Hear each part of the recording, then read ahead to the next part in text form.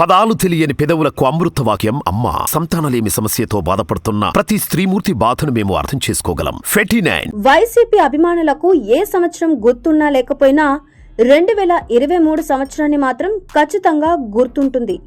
గుర్తుండిపోయేలా CM Jagan చేశారు. ఎన్నో ఏళ్లుగా కట్టుకున్న టీడీపీ అక్రమ సామ్రాజ్యాన్ని జగన్ ఒక్క దెబ్బతో కూల్చివేశారు.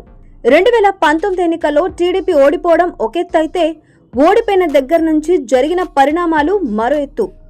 ఎన్టీఆర్ దగ్గర నుంచి టీడీపీని లాక్కున్న తరువాత చంద్రబాబు తన కోటరీని నిర్మించుకున్నారు. మీడియా, ప్రభుత్వం, న్యాయ వ్యవస్థ ఇలా ప్రతి దాంట్లో చంద్రబాబు తన సామాజిక వర్గాన్ని పెంచి పోషించారు. అందువల్లే చంద్రబాబు ఎన్నో కేసుల్లో స్టే తెచ్చుకోగలిగారు.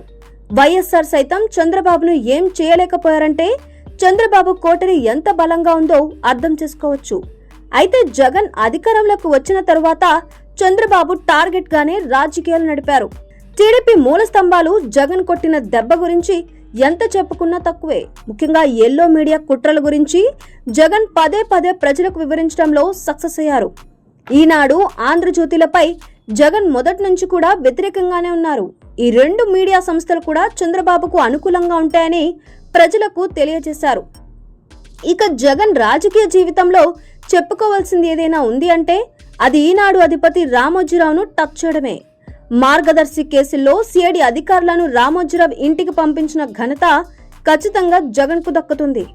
దేశ నాయకులు సైతం రామోజీరావు జోలికి వెళ్లడానికి ఓసారి ఆలోచిస్తారు.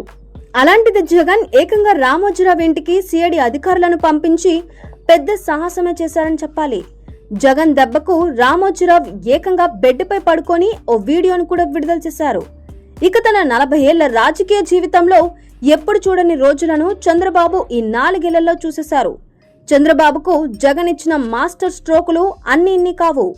జగన్ ఇచ్చిన షాకుకు మీడియా ముందుకు వెక్కి వెక్కి ఇచ్చిన చంద్రబాబు తనని ఎవరూ ఏం చేయలేరనే భ్రమలను జగన్ తొలగించారు. స్కిల్ డెవలప్మెంట్ స్కామ్ లో చంద్రబాబు అరెస్ట్ కావడం టీడీపీ అధినేత చరిత్రలో మాయని మచ్చగా మిగిలిపోతుంది. ఇక దత్తపుత్రుడు సైతం తన పార్ట్నర్ కోసం రోడ్ల మీద పడుకొని పొర్లి దండాలు పెట్టిన దృశ్యం కూడా 2023లోనే ఆవిష్కృతమైంది. మొత్తానికి 2023లో మాత్రం అభిమానులకు జగన్ తీపి గుర్తులనే మిగిల్చారు. మరి ఎన్నికల ఏడాది కావడంతో రాబో రోజుల్లో తన ప్రత్యర్థులకు జగన్ ఇంకెన్ని షాకులు ఇస్తారో చూడాలి.